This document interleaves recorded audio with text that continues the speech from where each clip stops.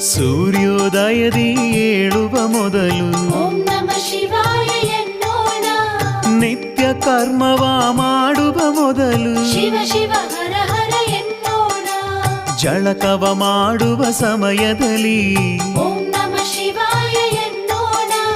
ಅಂಗಕ್ಕೆ ಭಸ್ಮವ ಧರಿಸುತ್ತ ಮನದಿ ಶಿವ ಶಿವ ಹರ ಹರ ಎನ್ನೋಣ.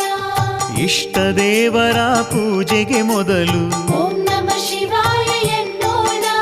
ತುತ್ತನು ಬಾಯೊಳು ಇಡುವ ಮೊದಲು ಶಿವ ಶಿವ ಹರ ಹರ ಎನ್ನೋಣ.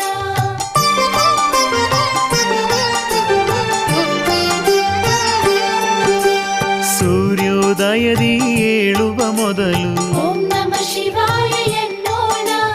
ನಿತ್ಯ ಕರ್ಮವ ಮಾಡುವ ಮೊದಲು ಶಿವ ಶಿವ ಹರ ಹರ ಎನ್ನೋಣ. ದಿನದ ಹೆಜ್ಜೆಯ ಇಡುವ ಮೊದಲು